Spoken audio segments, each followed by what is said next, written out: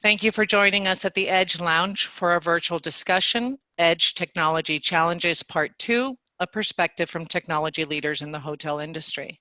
My name is Marina Willis. I'm the Vice President of Strategic Accounts for Edge Communications. For those of you new to Edge, let me take a brief minute to introduce our company.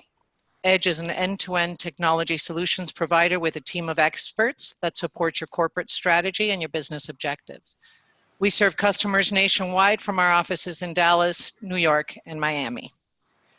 Our goal today is to take a different approach with an open discussion on what IT leaders are presenting to their owners, how brands are preparing for their reopenings, and what advice consultants are giving their customers. As cities reopen and businesses begin to resume operations, we will all face new challenges and criticisms, requests, and suggestions from our customers.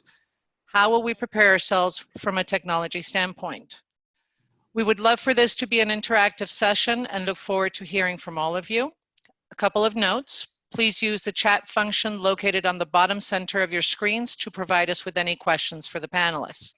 We will call on you once the panelists have completed each section. Please keep questions relevant to the topic at hand and unmute yourself when we call on you. Our panelists today represent different decision-making roles in our industry. I will ask the panelists to introduce themselves. Dan? Hey, good afternoon. My name is Dan Kornick. I'm the CIO at Loews Hotels. I've been in my role for 2 years. For those who don't know Loews, we have 30 properties here in North America, and we're kind of unique in the industry as we both own the brand, manage all of our properties, and own the majority of our properties with partnerships. We have partnerships with Universal Parks in Orlando, the St. Louis Cardinals, the Texas Rangers, and many others from both stadium properties and unique destinations. So that's about it for me. Nelson? Good afternoon, Nelson Garrido with Brookfield Properties. We are a owner. We don't manage any of our hotels. Brookfield is an alternative asset management company that has about $500 billion in assets under management. We, on the hospitality side, we own or have ownership in a little over 300 hotels globally, from full big resorts to a chain of independent properties in India. Excellent. And last but not least, Peter? Hello, everyone. I'm Peter Chambers. I'm the president of Deployed Technologies. We are a hospitality technology general contractor with offices in Bangkok, Sri Lanka, Dubai, and multiple locations in the US. We help people design and deploy technology for new hotels all over the world, and currently working with over 50 different brands in all of those locations today. Thank you, Peter. At this time, I would like to introduce Heide Werthamer, our Chief Operating Officer. Heide will be asking panelists questions during the session. Heide, the floor is all yours. Thank you, Marina. It is our goal today to continue the discussions we had in session 1. We talked about short-term, long-term goals for hotel technology post-COVID. What I'm hoping to do in this session is to really dig a little deeper and get a little bit more specific on the current technologies that we're using today, new technologies that may be used in the future, and then also the financial impact that COVID has had from a hotel technology perspective. So I think to talk first, I'd like to talk about a Photos article, 8 Ways Your Hotel is Different from the Post-Pandemic, the Unexpected Marriage of Hospitality and Social Distancing. This article discusses the 5th differentiator post-pandemic, new technologies. It goes on to cite different solutions being adopted by hoteliers, such as virtual check-ins, digital keys, virtual concierge, temperature cameras, Amazon's Alexa, Volara's voice solution. So the possibility of technologies are endless. So to the panelists, I'd like to ask, what technologies do you currently have in place that address the post-COVID concerns? So Dan, first of all, I'd like to hear from you. Congratulations on being named one of the 10 technology rock stars by Hospitality Upgrade. Thank you, In Heidi. that article, In that article, you talk about in the first 2 years, you were bringing everything to the cloud. Now you're focusing a lot on the guest experience. You do talk in that article about the contactless payment solution, as well as your chat for service. So can you go into that a little bit, technology that you've deployed? Sure, be glad to. When I look at contactless payments, so we've put in place the ability for tap to pay with Apple Pay, Google Pay, Samsung Pay for our front desk, check-ins, check-outs, restaurants, and all of our outlets. And as well, we put pay in the table for a lot of our restaurants. We've also implemented a capability called Chat Your Service in the last few years, which allows our guests to have 7x24 access to all of our staff via text. This way, if they need more towels, would like to order a cheeseburger, would like to know when the pool opens, extend their stay, whatever it might be, they can just text us.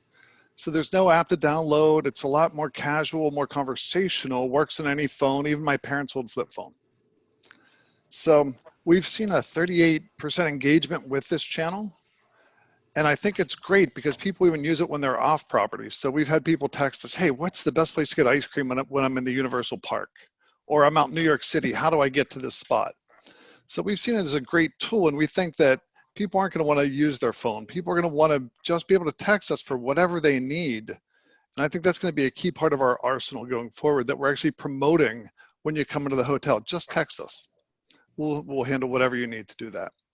You know, also existing technology, everybody has all the paper in the rooms. So we've taken all that paper and we've put it all, whether it's you name it, hotel information, local events information, menus. We've put that all available via the TV, via our Wi-Fi login page, or we'll text it all to you. So the compendium's gone, we've gone paperless in the rooms, just trying to make it cleaner and more safe for our guests. And you're finding that people are adapting to that very well? Not a problem with not having compendiums in rooms and things? We're going to find out shortly. Most of our hotels are in suspended operations right now. We've got only 3 open, and the remainder will open up hopefully in early June. Good. Excellent. Thank you. Nelson, from an owner's perspective, we're assuming that you're having a lot of discussions internally as far as short-term and long-term goals. Can you talk a little bit about that? Sure, we're having a lot of discussions with our brand managers, brand partners, and our independent managers in terms of how operations are going to commence at the hotels. Obviously, a lot of our branded hotels have mobile key, mobile check-in, mobile ordering through the brand mobile app. We're having pretty lengthy discussions on how we take that into our independent hotels. We're already testing that out. The beauty of our company is, you know, we've got hotels kind of all over the world where we can try things out in Asia as Asia opens up, and then see how that works. So we're having those discussions in terms of how do we create the guest experience as contactless as the guest wants to be, and then when they're on property, how can they interact with the hotel staff contactless, whether it's through the TV, whether it's through a mobile app, or whether it's, you know, just picking up the phone if they choose to use their own phone to call us in services. Right. Good. Thank you, Nelson. Peter, so you're currently in the throes of opening many hotels worldwide. Have you seen the technology and the design of the technology? And it may be a little too early to say post-COVID, because obviously we're still in the middle of it, right? But people are making decisions right now for that technology. They know that there are going to be some challenges. Are you seeing anything that's interesting that you'd want to share with the group? Yeah, I think, listen, when you think about the world that we live in, which is, you know, most often either the design or hotels are under construction in a project, we're seeing some really interesting conversations happening between the 4 major stakeholders, right? And I'm talking there about architects, general contractors, owners, and hotel operators or brands. And so clearly, yes, the answer is we've seen a universal shift in the conversations that we were having prior to COVID and the conversations that we're having now with all of those stakeholders. So globally, I would say 100% there is a clear focus on having a strong mobile strategy that speaks to many of the solutions that Dan just mentioned, the mobile check-in key. And then regionally, we're seeing certain shifts into other types of technology. As an example, in the Middle East market, where we know that guest room controls, for example, were already quite prevalent and a strong feature. They are accelerating the deployment and integration of those guest room controls into mobile platforms to ensure that that reduced touch environment in the guest room exists. We're also seeing conversations around enhanced CCTV in enabling that for temperature monitoring, maybe in some parts of the world, even forms of tracing for guest identification. So, there's a lot of interesting technology conversations happening. I think some of the other things that we're seeing are the conversations between owners and brands or operators on budget. There are clearly some owners that are looking for concessions in order to offset this incremental investment that's required in many of these solutions. And brands, quite rightly so, are standing firm and defending their standards. So there's interesting conversations that are occurring there. And as somebody who's dealing with all of the stakeholders, we're trying to balance the different requirements of all of those people. But yes, ultimately the design has changed. So because even early on in the process, we're having to produce designs that can speak to a message that can be delivered to potential guests and investors today, way before the hotel is open. And it's constantly evolving and changing. Right. Yeah. Very interesting. Marina, does anyone have any questions from the group? I don't see anything come through. So if anybody has any questions, please go ahead and unmute yourself and ask. Rich, you're going to be quiet? I'm not used to that. Oh my God. Let me move on. All right. I didn't know I was on mute. Sorry, I didn't hear you. Oh, that's okay. Okay. All right, no questions. Okay. Go ahead. I have plenty of questions. You want me to start? Go ahead. Okay, but I'm just a naturally curious person, and I'll start the first one if I can just direct it to Nelson, because he talks about as an owner and different brands, and he's a tech guy, and the different brands are, all want to implement mobile technology for, self-checking and all. And Nelson, are there, would you say that some brands, the usage is higher as versus other brands, and not really being critical, just, have you experienced that as far as different brands having different usage on the mobile check-in? Yeah, so in terms of mobile check-in, I think that has a high percentage usage that we've seen in all the hotels that we have from a Marriott, Hilton portfolio, of those portfolio that we have that have mobile check-in and check-out on already implemented. That is used quite a bit. The low usage was on the mobile key side. So all of our entire Hilton portfolio all has mobile key. We did that a couple of years ago when the program came out. And we were seeing anywhere from a low of 2% to as high as maybe 10, 15% usage of mobile key. It just wasn't taking. It will be interesting to see if that changes going forward. Whether it does or doesn't, on our independent side, we hadn't implemented mobile key yet, but we had, on all the hotels that we had done renovations, we had implemented, we had put in the locks ready for mobile key. But we're moving forward to put in mobile key for all of our independent hotels, both domestically and internationally. Okay. It's just interesting, the usage in different types of properties, and especially different brands too and all. Mm-hmm. All right. Heidi, that's all for now. I'll come back later. Anybody else have any other questions? All right, Heidi, go ahead. No, we're good? Okay.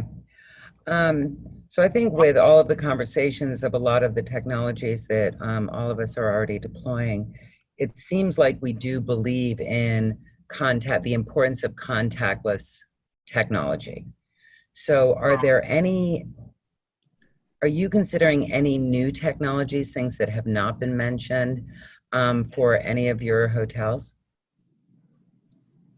Dan, have you changed your focus at all to address any of these concerns? What are your thoughts when you open up your hotels? Are you going to be looking at any other technologies? Heidi, we're looking probably at 3 different technologies. We never adopted the digital key technology early on. We didn't know if it was going to be a fit for our brand. But I believe it is going to be the new expectation in table stakes. So it's been on our roadmap. We're now accelerating that to put that in late summer, early fall across our brand. So I think, that'll be the new expectation, we believe, as people want to travel. We have a lot of food and beverage and outlets and room service. We're full service hotels across the board, 4.5 star. So we are looking at mobile food and beverage ordering. So for room service, instead of, once again, getting rid of all the paper, having to go through the phone or chat your service, we'll send you a link, or we'll have a QR code. You can pull up the menu. You can order online. It'll be integrated into our POS. You can pay right there. So you don't, once again, when somebody brings you the food, you don't have to get your credit card out or sign anything. And your food will be delivered. So it makes it easier with no paper menu, no phone, no receipt. We'll do the same thing with our restaurants and pool. Instead of giving you a single use kind of menu, you'll come in, there'll be a QR code, or we'll give you the link. Once again, order your food, split the bill, charge it to your room, charge it to your credit card, completely contactless, completely kind of pay at the table approach. And the same with our grab and goes. If you want to come up and just order ahead and then show them a code, you can just pick right up from there. I just think that's going to be key to us. We're also looking from an employee side. We know that there's going to be a lot of HR questions when people come back and we reopen up. So we're giving the chat our service to our employees, so now they can chat HR and ask questions about what's going on. They can chat with the GM via text. So we're trying to make things also as contactless as we can for our employees. Good. Well, you've got a plan, don't you? So Nelson, I know you've talked a lot about your branded hotels. What about your independents? Are you thinking of, how do you handle that, and how do you convince them that perhaps they need to move into contactless technologies? Well, there won't be much convincing. It's more giving direction on what we end up doing, but it's focused on a lot of our independents are big resorts or high-end hotels. So our focus is how do we keep the same? We've invested a lot of money in food and beverage, either putting in new restaurants, renovating restaurants, upgrading restaurants. And it's how do we take that restaurant experience and go somewhat contactless in terms of the service, whether it's order at the table, whether it's order on your device, get it delivered to your room or to your pool chair. So we're looking at those in terms of how do we accomplish that while still giving the guest the experience they're looking for. And the payment side as well, whether they charge it to their room, they charge it to Apple Pay, they charge it to Google Pay, however the guest wants to charge it is going to be a challenge to get that accomplished with the different point of sale systems that are throughout our independent side. Right. And I'm assuming it's a lot of planning time too at this point. You're not jumping into anything. So you're looking at deploying these things over the next year, 2 years. Do you know? No, we would like to deploy a lot of these basic ones this year. Of course, the bigger challenge is operationally. The employees don't report to us, so it's working with those operators in terms of the new norm of operating, and that's going to be more challenging, I think, than actually putting in the technology. Right. Thank you, Nelson. And Peter, in your role, people come to you for advice on technologies, right? And so what works, what doesn't work. So what is your shift in your priorities? What are you telling your clients? A couple of things I think that are common conversations with most of our clients. First of all is if you're trying something now or you tried it before, it's too early to know what is working and what is not working correctly. As we see guests return to hotels, we're going to have to focus on obtaining feedback, analyzing feedback, and making sure that we're not obviously making decisions in a silo and we're listening to our customers. So it's a very important thing to remember, because we are all in a hurry to start making these decisions, and we have to remember that in some cases we're making these without the data that we really need. So it's important to gather that and analyze that. Secondly, we're talking about essentially stepping up your CRM game to a lot of our customers.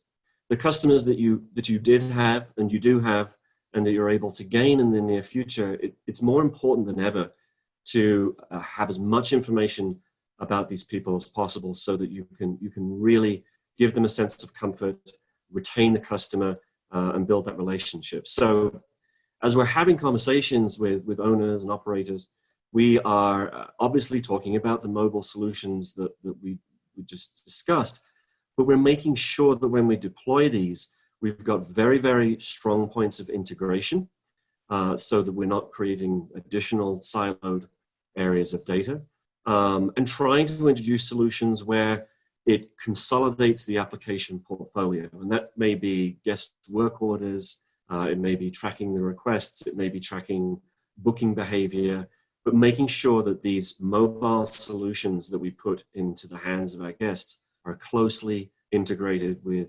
CRM. And I think the last message that we're saying is, let's make sure that we don't take our eyes off the fundamentals. So while we're heavily focused on deploying these new solutions post-COVID, we absolutely must not take our eye off the ball on the fundamentals of running a safe and secure business. The last thing that we want any of our clients to experience is another or a separate CNN moment that takes away that sense of comfort from the guest even more. So it's critical to obviously keep the eye on the ball on the fundamentals. Yeah, you bring up a good point, which we'll get into that next question, as far as the guests and how they feel about this technology, because it's an interesting point. Does anyone have any questions, Marina? I don't see any, but If I could jump in. We're kind of in the point of wanting to nail the basics, and for us, that is the guest check-in process right now. We have our cleanliness standards that are set up and getting ready for a reopening, which is going to be a while here in Hawaii. And so I'm interested to see what people are doing with the check-in process. Nelson mentioned that, they're getting a 2 to 10% take rate currently with mobile keys, and that obviously will change, but I'm not sure I see that going to 100% day one. So I'm kind of curious what everybody's doing as far as the check-in process, the interaction with the guests, and in just the basic how room keys are prepared for the guests, are encoded. So I'd like to get some feedback on that. Who wants to answer first for Henry? Dan? I apologize. My dog was barking in the background, so I didn't quite hear. Of course. Happens all the time. Max, what was the question again, Henry? I'm sorry. Basically, the check-in process for the guests, because I'm not sure that mobile keys are going to be, hitting 100% right out the gate. So what are some feedback on what people are doing for making room keys, interacting with the guests at the front desk, things like that? I think if you look at it from our side, we're making about 250 operational changes. Some are big and some are small, into how we operate our hotels from a guest side that have nothing to do with technology. Yeah. Right. So from those changes that would affect our check-in process, we will actually have plexiglass at our front desk, which I would never thought in my history that we would have those at a Loews hotel, but we're putting them up. They're temporary. They look nice, but they'll come down when the time is right. So we're putting them into play. From our protocols and procedures, all of our employees will have PPE. We're asking our guests to wear masks when they enter our hotels. Right, so just trying to make sure that that interaction is safe for our guests and for our employees. We'll obviously have the 6-foot spacing with very nice displays. And as you come into each of our hotel, we actually have a lot of communication about how we're handling this for them to make them feel safe. So it's very visual, but there's a lot of information you'll get pre-check-in when you come into the hotel and in the lobby. You'll have the social distancing, the spacing. Our standards are we'll wipe down the EMV key or machine after every use. We have cleaning protocols that are very outright and observant, that you'll see them in action, right? Light box for the keys. So when you get your key, it's already been disinfected. So we'll have all that in play. We're giving out hand sanitizer and face masks also. So I think it's just more along those lines of things. As you said, it's not going to be a technology that's going to solve that, but I think that's how we're going to handle that check-in process. Okay. Is there, I'm sorry if I missed this, are you doing anything with kiosks as far as dispensing keys with QR code, that type of thing? No, we never thought that that fit our brand. So we had thought about rolling it out, but we never did. It just didn't go to the type of service we wanted to provide as a 4.5-star hotel. Still the personal service, and you're just handling it individually, the cleaning up the devices and the keys and things like that? Yes. Yep. Okay. Thanks. Peter, Nelson, do you want to add anything for Henry? I mean, we looked at kiosks, but again, it's in a lot of our hotels, it doesn't really fit. I mean, there are some interesting ones out there where you can use a QR code to dispense it, but still it's a kiosk. It's not, doesn't fit any of our, on our high end, the lobbies. We are looking at trying to source paper keys that are disposable, one use, throw them out or recycle them instead of the plastic RFID keys. Interesting. Okay, thanks. and I would, of course, I would back that and say most, if not all of our clients are not focused on physical kiosks. They're focused on making that mobile check-in and mobile key experience as simple as possible, combined with things like ID verification, payment verification, you know, in order to make that arrival process as seamless as possible for those guests that choose to use that function. We're also having conversations knowing that there are a significant number of guests, particularly immediately post-COVID, who are not going to adopt the mobile check-in and mobile key and will still want to go to the desk. We're looking at interesting technologies like, in place of plexiglass at the front desk, transparent OLED screens that have PMS integration, advertising, promotional capability, to make that physical separation just that little bit more aesthetically pleasing, maybe a little bit more engaging, so that, you know, certain information, relevant information can be displayed, and sort of takes a little bit away from the shock, you know, value of having a physical barrier that, as Dan said, we never thought would exist. So, yeah, just a couple. What are you doing with ID verification that's different? We're talking about during the arrival process, so that, you know, you're verifying. What are you using? Are you scanning IDs, or? It's guest driven, so it would be guest driven scanning of your IDs and payments within the mobile platform that then gets verified through payment processing, fraud verification platforms. Okay, and are you storing the IDs? No, we're not storing the IDs. No, those are used for immediate verification during the registration Got it. process. Okay, thanks. Excellent. Thank you. Any more questions, Marina? We're good? Mark Macbeth has a question.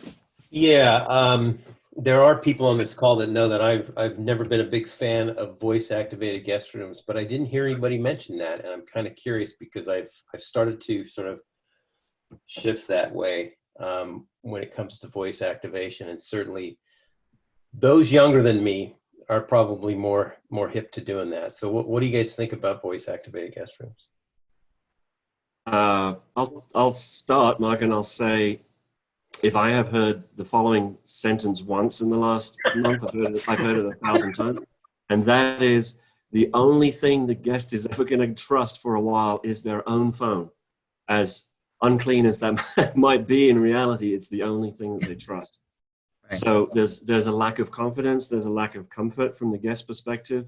I'm not saying that I don't support voice technology. I think it has its place, but for the time being, we need to understand what makes the guest comfortable, and I think that's their own device for the most part at this point. And maybe I'm behind the game here, but is anybody looking into integrating Siri then with, you know, and integrating that guest mobile device in some way to allow, you know, voice over your own personal device? Again, I think they are, the level of complexity when you're talking Yeah. about integrating a mobile solution with guest room controls is enough by itself, I think. You know, especially if you've got to look at the landscape globally of all the different guest room management platforms. So to add a level of complexity with Siri probably has the potential to weaken the efficiency of that platform. So I would say yes, but from what I'm hearing, way down the list. Okay. Thanks. I think I wanted to, you know, Peter, you brought up, you were talking about not taking away from what guests feel comfortable with. So in all of your moves towards different technologies, how do you poll your guests, Dan? Do you ask them questions? How do you know what the guest really likes and doesn't like? Hi, Heidi. You know, as we're looking at any new technology, and let me address the question about the voice. I think it's an interesting approach. And I think when we've looked at it in the past, and once again, the past doesn't predict the future at this point because the future, there's a new normal, as we all know. We've looked at voice in the past and said, is that really going to help us drive additional revenue? Is it going to help us get a higher rate or more occupancy? I mean, we run at about 85% occupancy year round prior to all this. So voice was never convinced it was going to help us get a higher occupancy or a higher room rate. And given the complexity, as Peter mentioned, with the integration of all the in-room technologies with that, we've never, and the security and privacy issues around that, we've never seen it as that imperative. Right now, probably for those same barriers, I don't see it as the imperative. It may as we progress, but I think we've got to look at the easier things that we can do first. Make sure that everybody can use their phone. That was mentioned earlier. They're comfortable doing this. So I'm not sure voice verification for the door locks is going to get me in as an example. There's just, from a cost standpoint, is going to be tough, but just from I think a usage and integration would be very tough. As we look at kind of for our brand, we provide a high touch service as many others here do. And we did not poll our guests or ask them what they thought, because our view of our guest experience is all about choice. So if you want that high touch guest experience, that's not going to change. It may change how we deliver it right now and in the near term, but if you want it, we're still going to provide that. That's part of the value. That's part of our DNA of who we are. But we'll give you that choice of that contactless experience also. You know, I look at my kids, they would hate to go to the front desk. If they could check in mobily, go to their room and never talk to anybody, it'd be awesome. Right, exactly. But I don't choose that way for myself. So I think it really does come down to giving that choice and what the guest is most comfortable with in their interaction. So we didn't do a survey. It's all more about giving them a choice versus a pick list. Yeah. Nelson, what are your thoughts on that as it relates to your guests, you know, and the adoption of these technologies and what they want? Well, we're not, we can't poll the guests directly, obviously, because we're the owner, not the manager. Right. And the brands remind us all the time that they're not our customers, they're the brand customers. But what we have been doing is being able to poll our different operations worldwide. So we've noticed what people have adopted in South Korea, for example, where we have a couple of hotels. We're seeing what's being adopted in India and in Europe as things kind of open up. And it depends on the property. You know, if you're at the lower end, select service, limited service, there's more of a I'll do everything myself. I don't care. To Right. the luxury side, where they're still expecting, you know, albeit still that new normal of trying to be contactless, but they still want to have that level of service and support. Good, good. So Peter, I want to ask you about your guests, since you're on the vendor side, you're on the other side with us.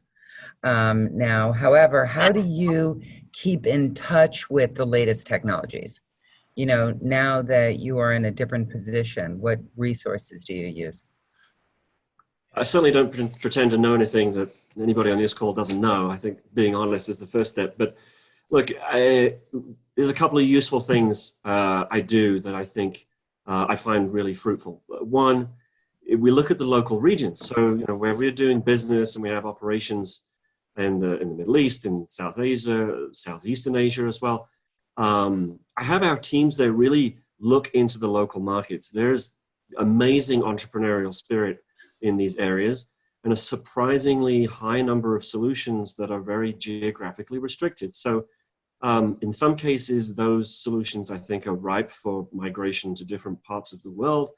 In other areas, they're ripe for taking, the concept and making it work in a different geographical location. So there's a lot of useful stuff there that often doesn't see the light of day unless you really go out there and find it.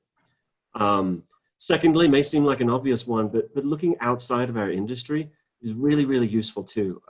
Particularly, I find at the moment, healthcare, high-end residential, and military as well. So, we've spent some time digging into those areas to see how they're dealing with the challenges of maybe ingress and egress or security tracking or patient arrival, or in the case of military, what kind of screen technology they're using, what kind of access control technology they're using, and how they're leveraging it. So it's a lot of really, really good, valuable stuff there. And then finally, like most of us on this side of the table, we're really fortunate to work with so many of the brands. We have this amazing collective view of all of the different strategies, no two of which are the same by any means. And so all of those things together are, ways that we sort of are aware of new technology and take that and apply it to our industry. But there's no secret formula. It's a lot of work, it's a lot of listening, and it's a lot of time researching. Thank you, Peter. I think, any questions, Marina? I have a question. So there's a huge generational gap in the types of guests that you have coming to your properties. How are you getting seniors primarily that are not used to using all this techie mobile phones and everything else to adapt and adopt what you're doing in order to do this? And Nelson, you want to start out? I don't think we figured it out yet. We're about to have our first test, so at least 2 of our properties have, they're in private golf clubs that there's a bigger, a older generation that frequent the outlets, and so we're about to embark in that test in terms of how will they interact with the club side of the business, which is food and beverage, which is their services. They're not checking into a room per se, but they're using the clubhouse and the amenities of the resort. So I'll have to get back to you on that one, but I think it will be a challenge because they can't really usually use mobile check-in, mobile ordering when they got their flip phone. Oh yeah, well there you go. Dan, how are you addressing that? I'm not sure any of us had that right answer, as I still struggle with tech support on trying to get my mother to do a Zoom call last week. So that's why I'm asking the question. So have I. Once again, I still think it comes down to choice. I think you still have to provide it in the traditional manner for those guests who want that type of service and that type of contact. I think you want to provide it to the digital and whatever different means you can do it, as many different channels in many different ways, but provide the same level of service to them. Peter, you have anything to add? Yeah, I don't think the focus is on a separate age group. I don't. I think the focus should be on making the solution simple, elegant, using technology and it's not just about age groups, right? I mean, it's whether it's push notification to deliver a call to action or whatever we find is the most simple method, that's what we should all be focused on. And, there is no hard and fast rule on the age groups anymore. So some people will adopt and some people won't. We're not in control of that, but we are in control of how easy to use we make these solutions. Excellent. Anybody else have any other questions? Got a quiet group today. Okay, go ahead. All right, I'm sure Rich will fill in every once in a while. The one thing that we touched a little about last time, but we really didn't get into specifics, was financial challenges, right? All of us know that there's a huge financial impact post-COVID now. We're not looking at a lot of revenue in the fourth quarter. What do your budgets look like? You've completed 2020, you're about to do 2021, you have projects in the works. You know, what's happening to the projects? I know this is a lot of questions at once, so it really depends on what you feel like talking about. How are you handling budget concerns moving forward, Dan? Well, first of all, it's not even moving forward. It has been budget crisis for the last 2 months. Yeah. You know, I mean, if I look at our business overall, we've put probably 90% of our workforce in LOA in the last 2 months, right? We've suspended most of our hotels. We've cut every single cost that we can. So already we've cut our budgets, whether that has been change of service. We've worked with a lot of our partners and vendors who I am very thankful for to help us out through this crisis also. So it has been a really every penny we can save now because we're making no money, but yet we have a fixed cost structure. So that's been our focus for now. As we look forward, you know, we pretty much cut any project in the pipeline, and now we're to almost at a zero cost basis. We're now adding things back in. So we're adding the contactless strategy back in because we feel it's a must have. And that will help us, in essence, at least bring customers back. We are continuing to fund security projects, but other than those two items, we're not funding anything this year and probably next year, unless it's compliance, security, privacy, or contactless, basically. Or if I can gain efficiency, I'll add one more, efficiencies internally, right? Whether that's through artificial intelligence or different systems that can help me lower my operating costs. So those are my priorities. My budget next year, I'm being, you know, everybody in our company has to do more with less. Right. Yeah, thank you, Dan. Thank you. Nelson? So in terms of operationally, our, you know, like Dan mentioned, you know, it's been a disaster in terms of operational budgets, and, you know, never, even the past two downturns in the economy, we've never seen business disappear from the books as quickly as it did in the first 2 weeks of this pandemic. So in that respect, you know, our hotels, we have some that have suspended operations. We have some that are, you know, are operating in smaller operations where we still do have occupancy. So in the operational side, it's a bit, you know, of a disaster there. But in terms of our projects, so a lot of our projects are all around capital improvements, acquisitions. So that capital is already funded, and we're moving forward with everything that was on the books in January 1. We're moving forward, albeit it may be at a different pace. We've got, you know, 5 renovations that are from recent acquisitions that are underway right now. We're just trying to figure out how do we get them accomplished. We're actually looking at this is probably the best time to get these things done because we don't have to displace occupancy and upset anybody. Right. But it's and then it's for us, it's going to be, you know, what else can we do to improve the asset now so that we're ready out of the gate going forward. And it's only because of how our capital structure is. Our capital is set up from the beginning as committed capital for that project, and our investors expect that capital to be invested for their return. So that's still moving ahead, albeit most likely at either a very fast pace, or it will get slowed down because we can't get FF&E or other product or even construction to get started. For example, we have a pretty big project in New York City that is stopped and started in the last 3 weeks because city tells us to shut down, then the city tells us to go, and then the city tells us to shut down again. So it's kind of been, you know, they were working with about 1,000 people on the project from a construction standpoint. Last week they had 30. So it's kind of all over the place right now. Yeah, it's interesting. I think, Peter, you would probably share Nelson's view. Projects that are already budgeted for need to keep moving, correct? I mean, I know that you're super busy with a lot of openings.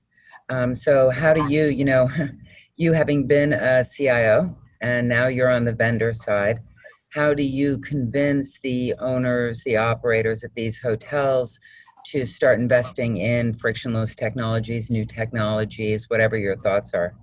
How do you balance that in the budget at the same time? Really an excellent question. You know, with my CIO hat on, forever and a day, we always have a protective eye on the budget, right? Whether it's our operational budgets or budgets for new builds.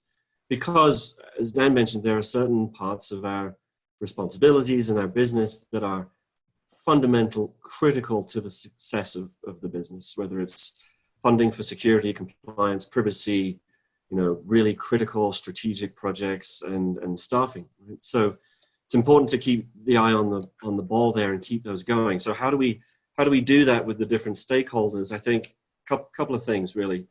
One, these post-COVID technology initiatives need to be viewed more holistically in the business.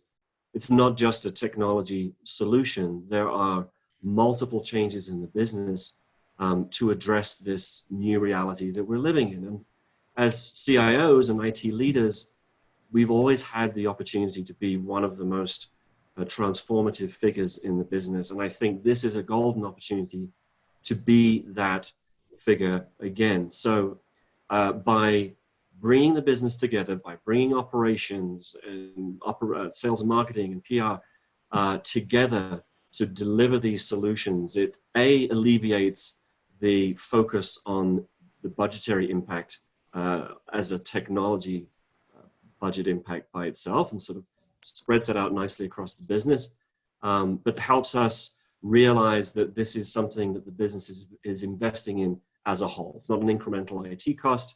It may be an incremental cost across the business, which makes it a little bit more palatable. Secondly, you know, particularly when you're talking maybe to owners, we have to be honest with ourselves. There is a competitive nature in investing in these solutions. Look at your competitive set. Look at what your neighbors are doing. There is a marketing element to these solutions that we're talking about. And that doesn't mean that it doesn't hold any value. It just needs to be delivered in a meaningful and authentic and sincere way. But no question that exists, and we should recognize the fact that by not investing in these technologies, you may put yourself in a competitive disadvantage.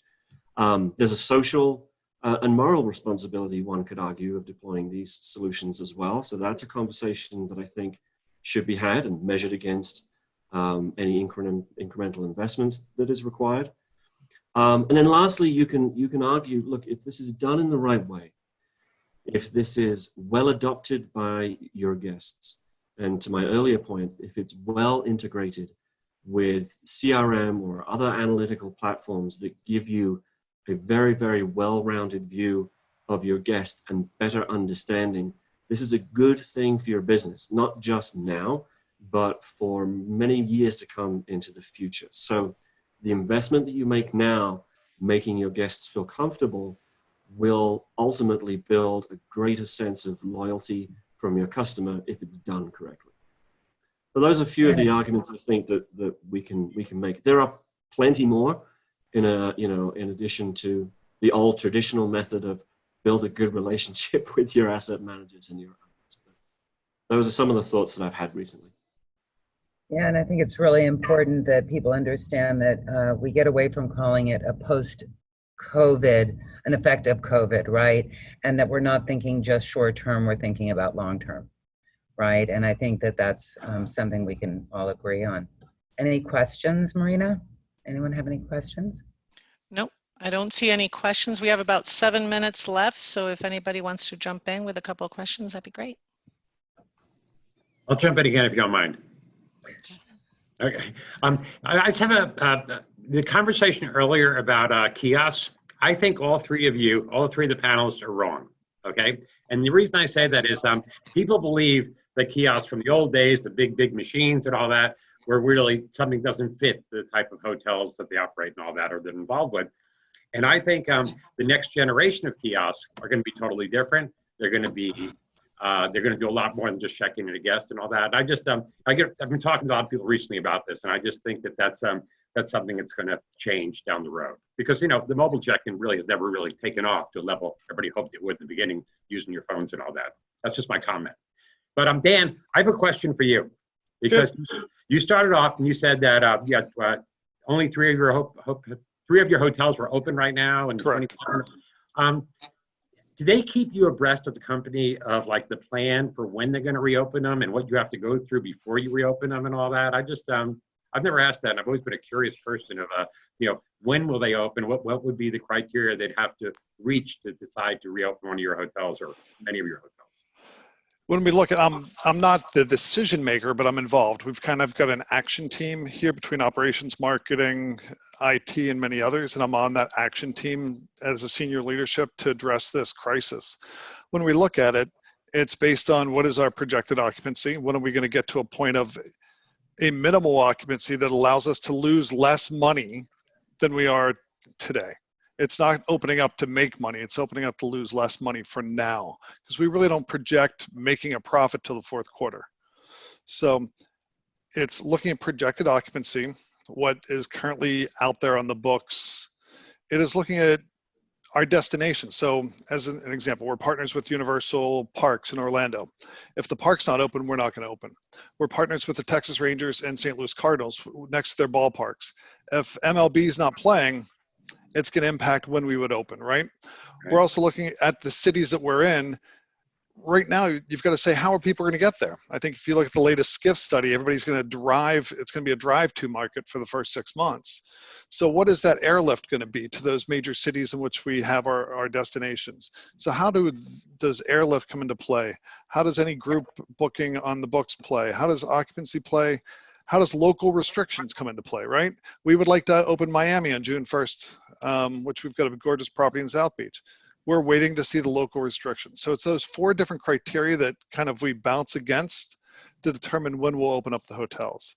Right now, we're projecting opening the majority of our hotels between June 1st and June 15th. But to be honest with you, it changes every day based because of those 4 criteria. Okay. It is interesting trying to figure out, and I just figured you look at other hotels and the occupancy levels they're experiencing too that are open and all that. I mean, it's interesting. Our Chicago hotels 10 to 20%, but it's also it's an airport hotel with O'Hare, so we have a lot of flight crew business. All right, so that's why we kept it open, because we knew that there was going to be business on the books at 10 to 20% occupancy. So it's really on a every hotel by hotel basis, based upon the local characteristics, the partnerships that we have, the destination, the airlift, and the occupancy. Okay. Thank you. And by the way, so what is going to be there, and this is my question to you, what is going to be there in that future kiosk that I'm going to start looking at? See, I knew you'd ask me that. Well, I will tell you this, our next issue of Hospitality Upgrade has a great article on the next generation of kiosks, and I don't want to spoil it for you by telling you right now. All right, look forward to it. Jeff Parker wrote it. It really is it's kind of thought-provoking. It really is. So it would take long to look at. But Heidi, thanks, Richard. Okay. I have a question from Hugh. Hugh, are you still around? Awesome. Yeah, I'm here. I was wondering if anybody has any of a particular brand of the UVC devices to clean room keys that they've used or that they like or that the hotel chains may be adopting. No one's really adopting that we've seen from the brands on the UVC side. It's more, electrostatic sprayers, disinfectants. It's just we even on at the Brookfield side so we have a lot of office space, a lot of multifamily, and none of those areas are looking at UVC either. Just because I think the issues with safety and who's going to be using them. Okay. Great. Anything else? Anyone else have anything else to say or add? All right. Well, thank you everybody for joining us today. We really appreciate it and look forward to another call maybe in a month or so and see how things are turning around as we reopen everything. So good luck to all of you. Nelson, Peter, Dan, thank you very much for participating, all the attendees. It was great seeing everybody who actually went into their video. Nice to see everybody. Hi, Simon. Yeah. Hey, Simon. Long time. It has been a while. Yeah. All right. You all take Awesome, care. guys. Be Thanks safe for out having there. us. Thank you. Take care. Sure. Thanks, Thank you. panelists. Be well. Thank you. All right. Take care.